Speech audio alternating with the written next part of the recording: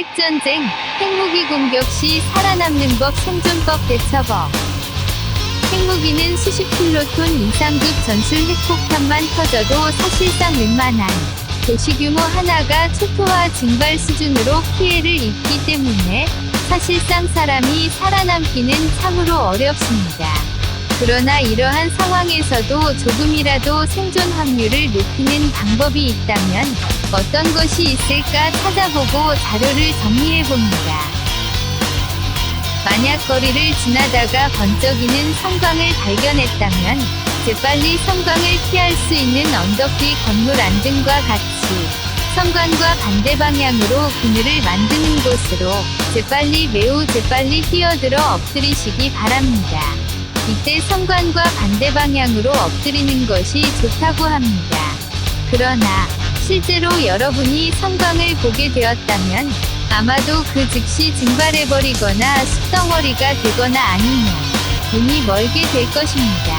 혹은 엄청난 세기의 초기 방사선과 열선에 그 즉시 행동불능 상태가 되어 버릴 것입니다. 하지만 여하튼 여러분은 재수가 좋아서 성광을 피해서 살아남았다고 가정해봅시다. 그 다음 여러분이 대비해야 할 것은 2차 열핵폭풍의 충격파입니다. 폭풍은 두 차례에 걸쳐서 나타난다고 합니다. 첫 번째 폭풍은 폭심지 안쪽으로 불어들어가는 방향으로 상대적으로 강하지 않고 뜨겁지 않다고 합니다. 하지만 그 후 수십 초 혹은 수초 후에 두 번째 폭풍은 폭심지에서 바깥쪽으로 나가는 충격파와 열파로 원점에서 가까운 경우 웬만한 건물은 증발 수준으로 순간적으로 사라져 버리게 됩니다. 평평한 평지만 남고 건물들은 사라지는 것입니다. 따라서 초기 성광에서 살아남은 생존자들은 필히 지하시설로 대피하셔야 합니다. 성광을 피해 엎드려 계신 분들은 성광이 좀 없어지고 잠잠해졌다 싶으면 재빨리 일어나서 아무 지하실로 빨리 대피하시기 바랍니다. 시간이 얼마 없습니다. 지하철과 같은 지하시설이 가장 좋지만 그런 게 없다면 큰 건물 가장 깊은 곳으로 무조건 뛰어가시기 바랍니다. 지하시설로 대피하신 분이라면 재빨리 주변에 물이 있는지 살펴보시기 바랍니다. 지하시설에 화장실이 있다면 최고로 좋은 상황입니다. 빨리 물을 전체 몸에 끼얹어 쉬어야 합니다. 옷을 입은 채로 끼얹어 쉬어야 합니다. 비록 지하시설에 있다 해도 굉장히 깊은 지하실이 아니라면 엄청난 열에너지로 인하여 찜질방 저리 가라 할 정도로 온도가 폭증할 가능성이 높습니다. 물을 끼얹고 최대한 귀를 막고 입을 벌려서 충격에 대비하시기 바랍니다. 이렇게 정말 재수가 좋아서 살아남으신 분이 계시다면 여러분은 신이 도우신 것입니다. 하지만 지금부터가 진짜 시작입니다. 만약 여러분이 도심에 있었다면 지하실에 숨어서 비록 살아남았다 해도 생존 확률이 높지 않을 것입니다. 도심 지하실을 빠져나와 밖으로 나온 여러분들은 지옥을 보고 있을 겁니다. 도시 전체가 화재 폭풍에 휩싸여 있을 것입니다. 물론 폭심지에 가까운 곳은 화재에 불 붙을 수 있는 건물이나 사물 자체가 다 증발해버리고 없기 때문에 주로 폭심지 외곽을 돌아가며 대화재의 지옥이 펼쳐져 있을 겁니다. 이곳을 지나서 도심 외곽으로 빠져나가기는 불가능할 것입니다. 대화재로 인하여 산소가 소멸될 것이고 질식으로 죽을 확률도 있습니다. 아무튼 여러분은 이러한 상황에서도 지하실에서 생존해 있다고 가정해 봅시다.